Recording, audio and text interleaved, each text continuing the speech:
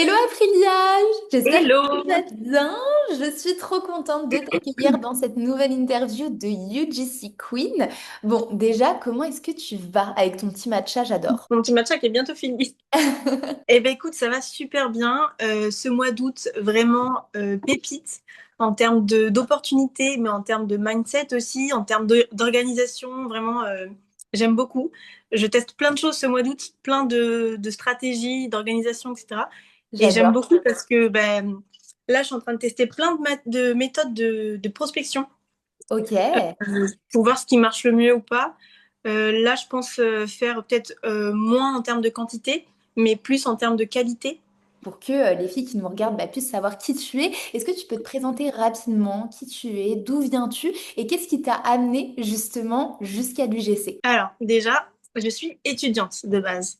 Donc, j'ai 22 ans. À 22 ans, normalement, si tu suis des études sans avoir redoublé, etc., sans te chercher, normalement, là, je rentre en master de deuxième année. Mais il s'avère que je rentre en L3. Donc, on se dit, ah, elle a redoublé, elle a eu des petits trucs. Effectivement. Alors, en fait, j'ai jamais été très forte en école. J'étais toujours moyenne. Là, je suis un peu moyenne. Et quand j'ai dû, après le lycée, choisir pour faire des études, bah, j'avais pas trop d'idées en tête, pas trop de métiers en tête. Du coup, j'ai fait par défaut un peu par rapport à mes spécialités. Je suis allée en licence de non, LEA, en Ok. branche affaires et commerce. J'avais l'intention de faire du commerce international. J'aimais bien les maths, j'aimais bien la SES, sciences économiques et sociales, et l'anglais. Donc, je me suis dit pas mal. Sauf qu'en fait, première année de LEA, bah, j'ai détesté. La compta, c'était horrible. Le droit français, c'était horrible. Du coup, je me suis dit, non, c'est pas possible, je me réoriente. Donc, je me suis réorientée en LLCER. Donc là, c'est plus littérature. J'ai bien aimé, mais j'étais pas assez assidue. J'ai redoublé mon deuxième semestre, mais j'ai refait encore une autre L1. Donc, j'en ai fait trois. Parce que ben, j'ai redoublé, donc forcément, il fallait que je la valide. Et je t'avoue que mes parents, ils me disaient un peu, mais c'est pour faire quoi? Pour aller où? Pourquoi tu t'entêtes? Là, tu as fait 3 L1, tu vas faire quoi après? Et ben en fait, je sais pas. Quel métier faire? Je sais pas. Je sais que, en fait, si je fais pas d'études, je sais pas quoi faire. Donc, D'accord. c'est un peu un choix par défaut pour ça que j'ai fait des études. Et en même temps, ça me plaît et ça me permet de réfléchir en même temps. Parce que si je me lance tout de suite, je vais faire un métier par défaut, style travailler au McDo ou caissière, des trucs comme ça. Je dis pas que c'est des mauvais métiers, mais c'est pas un métier où j'ai Auquel tu envie. aspires. C'est ça, voilà. Moi, j'ai envie d'un vrai métier qui me passionne et voilà, un truc où je peux me mettre corps et âme dedans. Et donc, du coup, l'année dernière, j'ai fait ma L2 D'accord. et j'ai passé pour aller en L3. J'ai pas besoin de redoubler, ça c'est bien. Et donc, du coup, début d'année, je tombe sur l'UGC. Et il faut savoir que mon copain est graphiste à son compte, il est freelance. Et ça m'inspire parce que je me dis, ben, il est à son compte, il bosse d'où il veut, il est son propre patron. Moi aussi, j'ai envie d'être pareil, mais je vais pas me lancer en tant que graphiste, j'ai pas les compétences. Et je me disais, en fait, plus tard, j'aimerais bien faire quelque chose où je puisse être freelance à mon compte. Mais je savais pas quoi. Et justement, début de l'année, janvier-février, je tombe sur l'UGC. Je me dis, ça peut être pas mal. Donc je mets les deux de côté. Au mois d'avril, je me dis, bon, il y a un petit challenge, ça a l'air d'être sympa, je m'inscris. J'avais une coach, une ambassadrice, je sais plus comment ça s'appelait à l'époque, mais bon, bref. Et en fait, on avait des missions par jour, mais en fait, j'étais pas très assidue. Je me disais, est-ce que ça va vraiment fonctionner? Est-ce que les marques vont vraiment me choisir? Pourquoi est-ce que me choisirais moi alors qu'il y a tellement mieux? Genre, je voyais des créatrices qui faisaient des trucs de fou.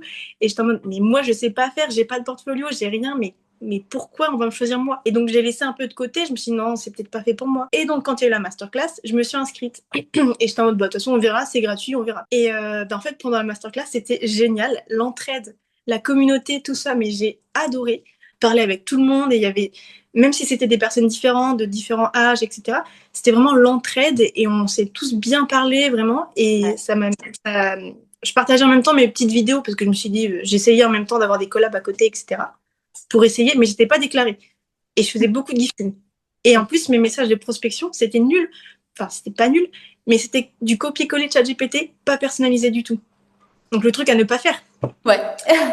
Et quand on faisait du gifting, généralement, je faisais au moins 3 vidéos et c'était de là, des trucs comme ça. Enfin, le truc à ne pas faire. Tout en En gratuit en gros, tu plus. faisais vachement, entre guillemets, d'erreurs, mais qui t'ont permis d'avancer et d'en être là où tu Oui, es et de découvrir justement la UDC Academy après par la suite. Mais entre guillemets, t'as fait, ouais, où tu t'es rendu compte en fait par la suite que c'était des erreurs après c'est quand tu ça. avais besoin. La UGC. Au début, je me disais, ah, mais c'est trop bien, ça marche et tout. Je comprends pas pourquoi les gens ils disent que c'est compliqué parce que là, ça commence à marcher. En fait, je croyais que c'était la bonne voie, la bonne lancée. Mais maintenant, je me rends compte que c'était des erreurs. Bon, certes, maintenant, ça m'a permis Bien sûr. d'évoluer et d'avancer.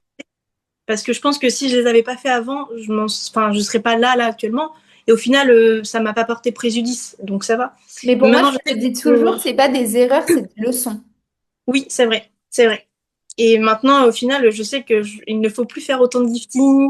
L'ADS, il faut éviter de le faire en gifting. Il faut éviter de faire 3 vidéos gratuites. Enfin, bref, des choses comme ça. Et que les messages de prospection, c'est à personnaliser. Sinon, ça fait robot. Enfin, c'est pas. Et donc, du coup, ouais, après la formation, non, après la masterclass, pardon, j'ai rejoint la formation et là, ça a été le déclic total au Ok. niveau des collabs, au niveau de ma proposition de valeur, au niveau du mindset, parce que c'est quelque chose de très important dans la vie de tous les jours. En tant que créatrice UGC, où on peut être un peu seule des fois, le mindset, je trouve, c'est hyper important. Je me dis, moi, je suis un peu spirituelle, je me dis que rien n'arrive par hasard et que si je suis rentrée dans la formation, c'est pour quelque chose. C'est Ouais. pas pour rien. Et je sens que j'ai vraiment trouvé ma place dans l'UGC. Et je me sens alignée avec moi-même quand je fais du GC. Et plus j'en fais, et plus j'aime ça. Que ce soit faire les scripts, faire du montage, tourner. Et maintenant, je prends plaisir à chaque étape et j'aime trop. Et je sais qu'avant, par exemple, je scriptais pas du tout. Au tout début, je scriptais pas. Je prenais plus d'1 heure à faire une vidéo parce que je changeais d'idée toutes les 2 secondes. Et ben, quand je suis rentrée dans la formation, je me suis dit, bon, ok, on va suivre tous les modules, on va tout bien faire, on va se donner toutes les chances. Et j'ai découvert que les scripts, mais ça aidait tellement. Et maintenant, en 40 minutes, je suis capable de te faire 3-4 vidéos. Et Ouais. en fait, ben, c'est déjà un gain de temps. Et puis surtout que ben, tu t'éparpilles pas à droite à gauche et c'est trop bien. Bah ouais, en fait, c'est ça, c'est que souvent les filles, elles pensent que la création de contenu UGC, c'est juste filmer une vidéo et puis basta, genre en gros, tu poses ton tel et puis c'est tout. Alors que c'est pas du tout le cas. En fait, déjà, c'est un vrai business, c'est un vrai métier qui nécessite bah, des vraies compétences après par la suite, que ce soit bah, en termes déjà de déclaration d'auto-entreprise, que ce soit en termes de montage, que ce soit en termes de création de contenu pur et dur, de scripting, après de négociation, de prospection, etc. Enfin, c'est tout un panel de skills à avoir pour devenir créatrice de contenu UGC. Et ça, je pense que tu en as pris conscience quand tu es rentrée justement dans la UGC. Bah, c'est ça en fait, parce que je me disais pas que c'était des petites vidéos simples, mais je sais pas, je me disais, bon, c'est pas compliqué, je filme, je suis payée, je reçois des produits, et en plus, c'est trop bien. Mais en fait, ben déjà, tu dois créer ton entreprise, et ça, heureusement qu'il y avait le tuto sur la formation, parce que sinon, j'aurais été perdue. Donc, j'ai tout bien fait, j'ai tout bien suivi. Donc, 1er juillet, je me suis officiellement déclarée, et je savais ce que je valais, et je savais ce que je voulais. Donc je me suis dit, j'accepte, ok, peut-être des giftings si ça correspond vraiment avec mes valeurs et si c'est vraiment des projets qui me tiennent à cœur, mais pas du gifting juste pour du gifting. Ouais, Et du coup, j'ai fait 2 collabs rémunérés dès le 1er mois et ok. j'ai fait un chiffre d'affaires de 300 euros. Et en soi, c'est bien, je sais que c'est bien, mais tu sais, on est un peu perfectionniste avec soi-même. Du coup, je me dis, ah, t'aurais pu mieux faire. 2 collabs, c'est pas. Mais en même temps, j'étais Le en premier mois, vacances. c'est énorme. Deux collaborations dès le premier mois, quand tu viens de te déclarer en tant qu'auto-entreprise, bien évidemment que si, tu peux être hyper fière de toi. Si on parle un petit peu de contrat, de collaboration, là, t'en es où actuellement dans tes collabs? Là déjà, j'apprends à bien choisir mes collabs et à bien choisir les marques avec lesquelles je veux collaborer. Parce qu'avant, je me disais, ok, en fait, avant de me déclarer, justement, j'étais à plus de 600 marques démarchées, mais je visais pas les bonnes marques et je visais que les grosses marques, genre Puma, Adidas, Sephora, vraiment les grosses marques. Et j'avais pas de réponse forcément parce que c'est des trop grosses marques. En plus, c'était par DM Insta. Tu Ok, contactes pas vraiment des grosses marques par DM Insta, plus par mail. ouais. Et j'en faisais beaucoup et j'étais en mode bah oui, j'en ai démarché beaucoup, je suis trop forte et tout, mais pas du tout en fait. Il faut plus la qualité plutôt que la quantité. Et là maintenant, je le sais, du coup, je le mets en pratique et déjà, je repère mes marques entre les stories ou entre les posts, etc. Ouais. Tu sais, les publicités. Oui, c'est ça. Et donc, je vais voir le compte, je regarde si la valeur correspond avec la mienne, si les produits m'intéressent. Je regarde aussi le nombre d'abonnés, si ça peut être une marque chaude, une marque froide, etc. C'est tout ce que tu apprends ouais, dans la formation. Exactement. Et maintenant, je sais que, bah, en fait, si la marque, je vois que les produits m'intéressent pas forcément, ou que, en temps normal, j'aurais pas acheté, ou que la valeur, tu vois, me correspond pas, bah, je next. Alors qu'avant, j'aurais envoyé un message, ChatGPT, copier-coller, bonjour, je suis créatrice UGC, j'aimerais bien faire une collab, et puis voilà. Mais en fait, bah, c'est pas ça. Faut avant tout faire des collabs qui te font plaisir, parce que sinon, c'est juste faire pour faire, et c'est pas du tout ce que j'ai envie de faire. Et justement, là, tu as collaboré avec quelle marque, là, depuis que tu t'es lancée? On va faire d'abord les rémunérés avec une marque de jeux de société que j'ai démarché, qui s'appelle Yaka ou Yaka Jouet, quelque chose comme ça. Et c'était trop fun parce que, en fait, je sais que c'est un peu controversé les niches, mais moi, je suis pas vraiment nichée. Parce qu'en fait, je suis quelqu'un d'hyper polyvalent et j'aime trop faire plein de choses. Je dessine, je fais du crochet, j'adore jardiner, cuisiner, faire de la skincare et tout. Et je pense que c'est ça aussi qui est cohérent dans le fait que j'ai pas vraiment de niche, c'est parce que je le fais ressentir. Genre, c'est cohérent avec moi. Je poste du contenu assez varié et enfin, tu vois, c'est cohérent. La marque, elle va pas se dire pourquoi elle est pas nichée alors qu'elle fait que du skincare ou tu vois. Ouais. Et c'est pour ça que je me dis, j'ai fait un contenu food, mais je peux aussi faire un contenu jeu de société. Et c'était trop bien, j'ai bien aimé. La collaboration s'est super bien passée, la communication s'est super bien passée. Ensuite, j'ai fait une collaboration rémunérée avec une marque de matcha, Matchaflix. En rémunéré du mois d'août, là, je collabore avec Glash, du coup, Ok. avec Jiffy. Génial. D'ailleurs, je vais tourner leur vidéo aujourd'hui, donc il faudra que j'aille dans leur magasin, etc. Là, j'ai signé avec Normal pour à partir de septembre, sur 6 mois. Donc c'est trop bien. Collaboration à long terme. Génial. Ouais, pendant 6 mois, je m'assure une collaboration et de l'argent qui rentre. Et c'est trop bien parce qu'en plus, Normal, c'est une grosse enseigne et puis c'est des produits trop bien. J'ai une carte cadeau à dépenser dans le magasin, plus en plus une rémunération. Bah ouais, Donc et je suis après, tu peux contente. avoir vraiment des contrats long terme. De toute façon, c'est ça l'objectif hein, quand tu te lances en tant que créatrice de contenu UGC, c'est après de t'assurer justement un revenu qui est régulier grâce à ces contrats long terme. Et là, ouais, ça fait 2 mois là que tu as lancé ta micro-entreprise, même pas 2 mois, et tu as déjà des collaborations rémunérées et surtout, tu as déjà là un contrat sur du long terme. Donc c'est énorme. Ouais. Et c'est surtout, si je me trompe pas, tu reçois également des inbound. Donc les inbound, Mhm. c'est des marques en fait qui te contactent directement pour la petite explication. Ce n'est pas toi qui vas démarcher la marque, mais c'est la marque qui vient te démarcher parce qu'elle t'a repéré sur les réseaux. Et donc du coup, tu as eu des inbound ce mois-ci, non? Et ben justement, Normal, c'est un inbound. Et en fait, Jiffy, c'est une agence. Enfin, c'est par une agence. Et la personne avec qui je discute pour Jiffy, justement, il m'avait déjà contacté avant pour Flunch. Et là, c'est en négociation, etc. Donc, je sais pas forcément si ça va se faire, si mon profil va être retenu. Mais du coup, quelques jours après la négociation Flunch, j'ai reçu un mail de sa part pour lui dire, bah, écoute, on aime bien ton profil. Du coup, je me suis permis de le transmettre à Jiffy et tu as été sélectionné parmi trois profils. Donc, est-ce que tu peux nous donner des petites photos de ton intérieur pour voir et tout? Et j'étais trop contente. Et après, j'ai reçu un autre mail pour me dire, ben, ça y est, félicitations, tu as été accepté par Jiffy, voilà, on va collaborer avec tel produit, etc. Et j'étais en mode, attends, mais ils m'ont choisi moi, Jiffy. Et en fait, je me rends pas compte, mais en même temps, je me rends compte, je me dis, là, ça fait même pas 2 mois que je me suis officiellement lancée et je collabore avec Jiffy et Normal. Et en plus, normalement, c'est en négociation aussi, et puis c'est pas encore le moment, mais potentiellement en octobre, je travaillerai avec Too Good To Go, tu sais, la plateforme anti-gaspi. Et je suis trop contente parce que c'est totalement mes valeurs. Et enfin, je me dis, mais les opportunités de dingue, en fait. Mais c'est ouf, mais franchement, tu peux être hyper fière de toi. Pour le mois d'août, si on parle de chiffre d'affaires, tu as réussi à générer combien de chiffre d'affaires? Donc c'était en juillet 300 euros. Là, en août, on serait à un petit peu plus de 600 euros. Donc, j'ai carrément doublé, en fait. T'as fait le double et après ça se trouve en septembre tu vas doubler. En fait chaque mois tu vas C'est doubler ça. mais c'est quand même énorme parce qu'il faut pas oublier que tu es étudiante aussi à côté. Ouais. Faut pas oublier que tu t'es lancée il y a à peine 2 mois et là tu as réussi à générer en tout 900 euros de chiffre d'affaires. C'est énorme. Tu peux être hyper fière de toi en tout cas. Ben, en soi, j'essaie de me le dire, tu vois, côté mindset, tu vois, j'essaie de me Ouais. dire, là, il n'y a pas de petite victoire. Au final, tu as réussi et tout, c'est trop bien. Je sais qu'il y en a justement, parce que je parle un peu avec d'autres créatrices qui sont pas forcément dans l'information, et enfin, je vois que soit on a commencé en même temps, soit elles ont commencé avant, et elles me disent, mais aide-moi, parce que j'ai aucune collaboration, ni rémunérée, ni gifting. Comment t'as fait? Et je leur dis, ben, en fait, si tu veux littéralement avoir les clés, toutes les clés en main, pardon, il faut se former. Et j'étais le genre de meuf avant, hyper réticente et anti-formation. Je me disais, non, mais c'est impossible. Enfin, déjà, tu payes pour avoir un savoir qui est disponible sur Internet. À quoi ça sert? Je vais réussir toute seule.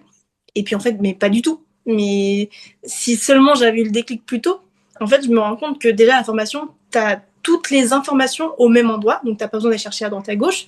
Puis là, surtout dans la formation de la UGC, c'est hyper complet parce que les premiers modules, c'est de l'introspection littéralement. Donc dès le début, tu rentres dans le vif et tu sais pourquoi l'UGC, qu'est-ce que ta valeur par rapport à ça et ben, ta proposition de valeur au final. Et puis même quand on avance, les modules sont d'abord hyper complets, mais aussi hyper intéressants. Et justement aussi, ce que j'aime bien, ce que j'adore avec la formation, c'est qu'il y a le côté mindset qui est pas du tout négligé. Et ça, c'est vraiment un bonheur parce que justement, j'avais peur en me lançant, ne pas avoir ce côté développement personnel, etc. Mais en fait, pas du tout. Tout au long de la formation, on a le côté mindset. Même au niveau des lives, je crois que c'était ce mois-ci ou le mois dernier, on a eu un live mindset. Bah, en Et fait, c'était trop chaque bien. mois, il y a un live mindset Ouais, et la coach mindset, donc elle disait. ouais, voilà, c'est ça. Mais je crois que c'était ce mois-ci, ou c'était au début du mois, où c'était comment un peu vaincre la peur, tout ce qui est comme syndrome de l'imposteur, etc. Ouais, Je crois que c'était c'est ça. ça. Et ça, c'était vachement, vachement bien, ouais. Mais c'est énorme. Mais ouais, mais c'est ça. En fait, dans la formation, nous, on t'apprend à créer tout un business et ça passe par beaucoup d'étapes. C'est pas juste, OK, on va t'apprendre à prospecter, on va t'apprendre juste à trouver des clients. Pour trouver des clients, bah, il faut que tu te formes au montage, il faut que bah, tu saches créer ta micro-entreprise, il faut que tu saches aussi te protéger juridiquement parlant. Il faut aussi bah, que tu aies tous les skills, comme je disais, sur la création de contenu, sur les réseaux sociaux et surtout niveau mindset. Je le dis à chaque fois, mais c'est 80% de votre réussite. Si là-haut, ça va pas, ton business n'ira pas bien. Et c'est pour ça qu'on a mis vraiment un accent là-dessus. Et même tout au long des modules, tout au long des semaines, parce qu'il faut savoir que c'est 12 semaines de formation, et bah, il y a du mindset. Déjà, il y a la minute mindset à chaque fin de module, histoire de trop booster un maximum. Et vraiment, le mindset, c'est pas négligeable pour le coup. Et pour finir, ce que j'ai envie de te demander, Aprilia, après avoir partagé ton parcours de ouf, qui je pense va inspirer beaucoup, beaucoup de girls, beaucoup d'étudiantes, qui comme toi, en fait, je pense, vont se retrouver et vont se dire, OK, bah moi aussi, je suis perdue. Moi, à l'heure actuelle aussi, je fais des études, mais je sais pas trop où je vais pour le coup. Donc, je pense qu'elles pourront très clairement s'identifier à toi. Si là, il y a une girl qui nous regarde, qui a regardé cette interview et qui hésite justement encore à se lancer dans l'UGC, qu'est-ce que tu lui dirais? Clairement, déjà, je pars du principe que qui ne tente rien n'a rien. Hmm. Déjà, donc si tu tentes pas, tu peux pas savoir si ça va te plaire, si ça va fonctionner ou pas. Ensuite, déjà, si une fille voudrait éventuellement commencer l'UGC, je pense qu'il faut d'abord qu'elle se pose les bonnes questions. Pourquoi et c'est quoi ses motivations? Moi, tu vois, ce qui me motive et je pense que c'est ce qui m'aide vraiment, c'est le côté financier où ben, je suis étudiante boursière, je fais mes courses à l'épicerie sociale, donc tu vois, niveau finance, c'est pas top. Et je me dis déjà l'UGC, bon, ça résonne en moi et je sais que c'est ce que j'aime faire. Mais en plus, niveau financier, ça peut vraiment me débloquer. Et clairement, je pense que c'est une bonne motivation, le côté financier. Il y a plein d'autres motivations qui peuvent être bien aussi. Mais en fait, je me dis que je pars du principe que j'ai pas le choix, même si j'ai le choix. Mais en fait, mentalement, je me dis, OK, j'ai pas le choix, je dois réussir. Et Et je t'es mets focus. voilà, je mets toutes les chances de mon côté et je me donne à fond. Et voilà, je pense une personne qui veut vraiment se lancer dans l'UGC, il faut d'abord qu'elle comprenne pourquoi l'UGC et c'est quoi sa source de motivation, pourquoi faire avec l'UGC, quoi. Et il faut tenter, en fait. Parce que si tu tentes pas, tu peux pas savoir. Exactement, et ben j'aurais pas fini cette interview de la plus belle des manières. Donc, girl, si tu nous regardes derrière cet écran, voilà, Aprilia, t'as tout dit, qui ne tente rien, n'a rien.